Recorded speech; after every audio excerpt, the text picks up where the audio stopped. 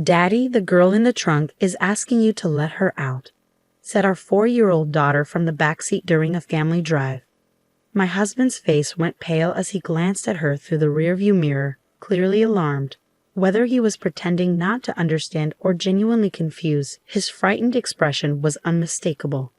"That's a scary thing to say, Sophia. You shouldn't make up stories like that," he replied, attempting to dismiss her words. From the passenger seat, I shot him a sharp glare. "Should we stop at the rest area?" I suggested, my voice laced with suspicion. We'd been married for 5 years, and I'd always supported him through his demanding work schedule. But now, our daughter's unsettling remark threatened to expose a hidden truth. "I am Charlotte Clark. I married my husband Freddy when I was 27, and he is 4 years my senior. The following year, our daughter Sophia was born, and she has grown up to be a healthy, lively 4-year-old. Our family life was busy but filled with happiness. How about going to the zoo next Sunday?" Freddy suggested brightly. "Yay, I want to see the giraffes," Sophia exclaimed. Their cheerful exchange brought a smile to my face. Freddy had always been kind and attentive since we started dating, a quality that hadn't changed even after we got married and Sophia came along. On his days off, he loved spending time with us, taking part in family activities with enthusiasm. I often found myself thinking how lucky I was to have such a devoted husband and father for our daughter. Little did I know, these peaceful days were about to be disrupted. One day, Freddy returned home looking weary and dejected. "I've been transferred to a different department," he sighed. "It's company policy. They want me to gain experience in various roles." Unfortunately, this new department was known for being the busiest, which meant Freddy would have less time to spend with us. "Daddy, does that mean you won't play with me anymore?" Sophia asked, her eyes filled with concern. "I'll try my best to make time, sweetheart. We'll go to the zoo again soon," he'd assured her, stroking her hair gently. Watching them, I felt a pang of sadness. The thought of losing our precious family time was disheartening. But I knew Freddy was the one facing the biggest challenge, adjusting to his new responsibilities. "Please don't overwork yourself," I urged him. Freddy had a tendency to throw himself completely into his work, and I worried about him burning out. Unfortunately, my fears soon proved valid. For the first few weeks, Freddy managed to juggle his work commitments while still spending time with us.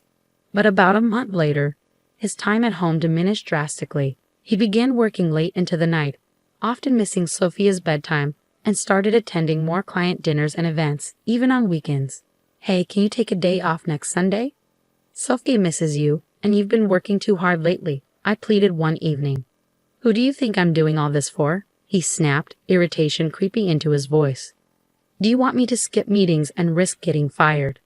"That's not what I meant," I replied, feeling defensive. "I'm just worried about you." "That's none of your business," he retorted. "Just make sure you have money ready for next week's client dinner." Freddy's mounting stress made him irritable, and he started taking out his frustrations on me. His spending also increased significantly, justified as necessary for client entertainment, but it was beginning to strain our finances. I knew his previous kindness, and seeing this change in him was disheartening. I was more worried than frustrated about Freddy's current tense demeanor. I really needed to find a way to get him to take a break before he collapsed from overwork. 6 months had passed since his transfer, and my husband had reached a point where he was coming home mostly just to sleep. Sophia, feeling lonely because she rarely saw him, started wearing a sad expression more often. I knew things couldn't go on like this, so I began searching for a way to get him to take a break. However, as if to thwart my efforts, more bad things kept happening. My mother, who had been suffering from an illness for several years, suddenly passed away in the hospital. "No, Mom," I cried. My father had passed away when I was young, and my mother was my only surviving parent. I didn't even get to have a proper conversation with her before she passed away. When I heard the news at home, I was so shocked I couldn't move for a while. Yet Freddy's response to the news was unbelievably cold. "Do I have to go to the funeral too?" he asked indifferently. His attitude shocked me, and I widened my eyes in disbelief. While Freddy's relationship with my mother may have been somewhat distant, she was still family. Despite this, he showed no sadness or comfort, merely complaining about having to attend the funeral. "What are you saying?" "Of course you have to. It's a family funeral," I exclaimed. "Don't get mad at me." "Oh, why does this have to happen now?" I had plans, he retorted. Despite my reprimand, Freddy showed no signs of remorse. I was left in shock.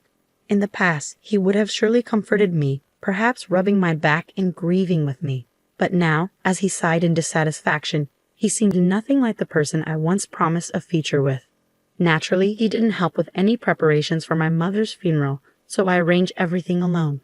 On the day of the service, my husband remained sullenly silent. "It's over now, right? I'm heading home first," he said after the funeral ended. Freddy didn't help with any cleanup and quickly went home. I was initially confused by his actions, but by then I had lost the energy to be angry. I was simply bewildered and disappointed in him. No matter how busy and stressed from work he may be, his behavior at the funeral was unacceptable. When did my husband become such a cold person? "Mom, Sophia will help you," said my daughter, trying to comfort me despite the frustration with him. I finished cleaning up with my daughter by my side, and before heading home, I decided to stop by my parents' house for a short while. It wasn't far from where we lived, and I wanted to reminisce about my mother after saying my final goodbye. Though the decision was led by my heart, it felt right. When I arrived at my parents' house, burdened by grief, I discovered something shocking. "Mom, wait a moment," Sophia suddenly exclaimed as soon as we entered the house. Her expression changed and she dashed straight into the back room. Although I had taken her to visit my mother's place several times before, I had never seen her behave like this. Hurrying to follow her, I found Sophia opening the second drawer from the bottom of the dresser, as if drawn to it by some unseen force. "Mom, Grandma wants you to have this," Sophia said. I looked at the old hand mirror she was holding and caught my breath. The mirror had always been precious to my mother. She had treasured it so much that even I rarely saw her use it, and I didn't even know where she kept it. There was no way Sophia could have known about the existence of this hand mirror. "How did you know it was here?" I asked, astonished. "And what do you mean Grandma wanted me to have it?" "When Grandma was sleeping earlier, she told me that you were sad and asked me to give this to you," she answered innocently. I couldn't hide my surprise. I didn't think it was a coincidence, so I decided to ask Sophia some questions about things she couldn't possibly know, like tomorrow's dinner menu, what I was thinking about, and even thoughts I had during the funeral. To my astonishment, she answered every question accurately. I wasn't sure how long she had had it, but it seemed my daughter possessed a mysterious ability to know what people were thinking. "Wow, that's amazing, Sophia. You know everything," I said, stroking her head and feeling bewildered. I had always thought mysterious abilities were just fantasy, but I never imagined she actually had such a gift. Sophia put her hand on her hip and showed a proud look on her face. "That's right. Sophia knows about Dad, too." "What do you mean?" I asked. What she told me was incredible and unforgivable. A few weeks after my mother's funeral, I casually mentioned my plans to Freddy one morning as he was about to leave for work. "By the way, I'm visiting my friend with Sophia next Sunday." Freddy abruptly stopped and frowned, looking genuinely troubled. "Really? Oh no, I'm off that day. That's too bad." Feeling the artificiality in his voice, I smiled quietly to myself. Now that I knew the truth, I realized there was no love left for Freddy inside me. On that Sunday, I left home with Sophia, killed about an hour, and then returned. "Dad, he's over there," Sophia said, pointing toward the garage. Taking a deep breath, I headed towards the garage with the shutter still down and lightly knocked on it. "Freddy, I know you're in there. Open it," I called out. "Charlotte, I thought you and Sophia had plans," he replied, sounding flustered.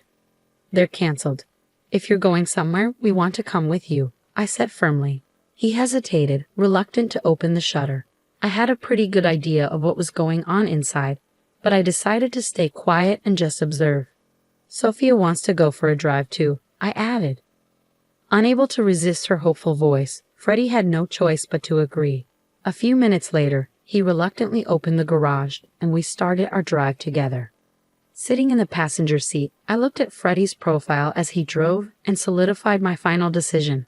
Our marriage had been enjoyable and happy, but I also understood that those days would never return. "Hey, did you know Sophia has a special power?" I asked. As we merged onto the highway, I finally brought it up. My husband furrowed his brows in confusion at my sudden confession. "Huh? What's that supposed to mean?" "That's a silly joke," he laughed dismissively. "Daddy, the girl in the trunk is asking you to let her out," our daughter confidently called from the back seat. I did miss the moment Freddy's face stiffened. Whether he intended to play dumb or not, his face, still pale, showed a frightened expression as he glanced at our daughter through the rearview mirror.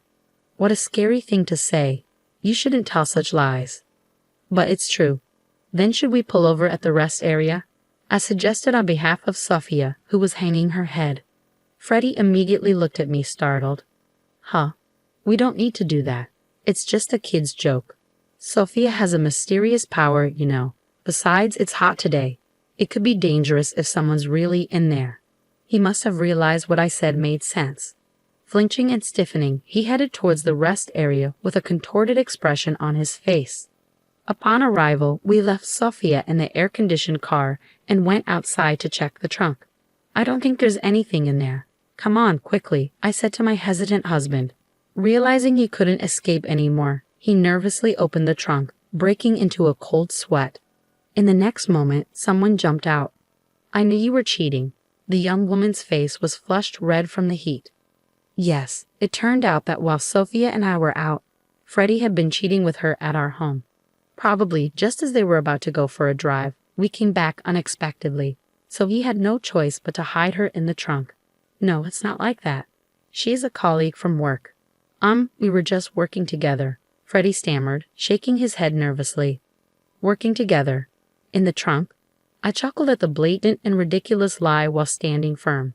Taking a piece of copy paper from my bag, I showed it to them. And what is this? It says, let's go on a drive date on Sunday. As the woman and Freddy looked at the paper, they turned pale. Their lovey-dovey email exchanges were printed on it. Thanks to Sophia, I had found out everything. On the day of my mother's funeral, at my parents' house, my daughter had confided in me. Daddy has been spending a lot of time with Scarlett lately. I'm sad because Scarlett is taking Daddy away from me. Just having witnessed Sophia's power, what she said made me suspicious, so I decided to investigate my husband for a while. Sure enough, I found undeniable evidence of his affair on his phone. I told you that fake plan because I wanted to punish you.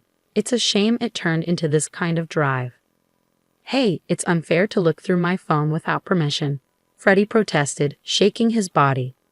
His absurd remark made me burst into laughter. I had thought he was just too busy to come home, but most likely, during that time, he was with his affair partner, Scarlett. He probably used the expenses for dates with her. Despite all the complaints and taking it out on me, who exactly was being unfair here? By the way, I've been recording everything since earlier, I said, recalling all the grievances. I took out my phone from my breast pocket. I expected this would happen, so I secretly pressed the record button to capture evidence since we got into the car. And the evidence I've gathered isn't just messages and this video. I didn't tell you, but I also had hidden cameras in the house and garage. Scarlett, I know everything about you too. Under my successive attacks, they both turned white as sheets. I was furious with Freddy, but I couldn't forgive Scarlett either. So I thoroughly investigated and managed to identify her. She was a 25-year-old new employee who had become his colleague in the new department. From reading the messages, it seemed she was aware of my existence yet still engaged in the affair, making her equally guilty. Oh, sorry, Charlotte, Freddy whimpered, probably not expecting to be cornered so perfectly. Feeling disdain for Freddy as he pleaded in a voice I had never heard before, I glared at both of them with all my anger. I won't forgive either of you. Prepare yourselves for alimony. Upon hearing my firm words, perhaps realizing their fate, both of them collapsed to their knees. Afterwards, I divorced Freddy. The fact that I had recorded the scene and gathered all the evidence paid off, and they were ordered to pay $300,000 in compensation. I was also able to claim $500 a month in child support from my husband. Their misfortune didn't end there. I heard their affair spread throughout the entire company since they worked in the same department, making things awkward. Eventually, they broke up.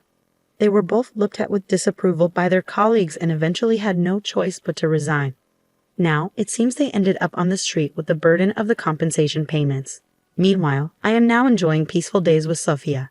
I'll continue to give lots of love to my daughter, who has a wonderful power, so that she can live happily in the future.